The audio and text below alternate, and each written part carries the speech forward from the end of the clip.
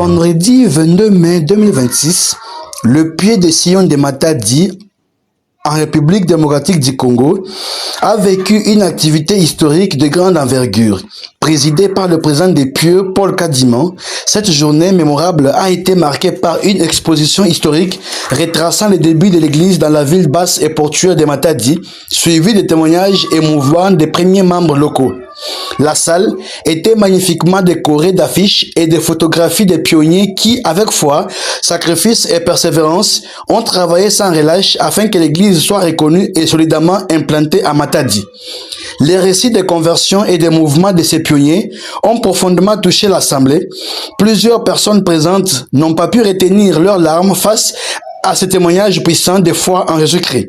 Nous signalons également la présence du couple Ngindu, dépêché par le département de l'histoire de l'Église pour coordonner cet événement historique et former les nouveaux consultants de l'histoire de l'Église récemment appelés dans cette partie de la vigne du Seigneur. Sœur Ngindu a rappelé avec conviction que chacun a droit aux bénédictions de l'évangile du Sauveur, qu'il soit pionnier ou nouveau converti. Elle a souligné que le Seigneur recherche avant tout des cœurs disposés à le servir, expliquant Doctrine et Alliance, section 130, versets 20 à 21. Elle a témoigné que les bénédictions du Seigneur s'obtiennent par l'obéissance aux lois et aux commandements de Dieu. De son côté, Elder Ngindu a exhorté les membres à travailler avec diligence comme si l'église venait tout juste de commencer à Matadi. Il a invité les pionniers, comme les nouveaux membres, à avoir une grande vision, à ne mépriser personne et à œuvrer pour fortifier leur famille afin d'établir des foyers ancrés dans la foi en Jésus-Christ. Il a rappelé qu'une famille forte construit une paroisse forte et qu'une paroisse forte contribue à édifier un pied fort dont la fondation repose sur le Sauveur Jésus-Christ.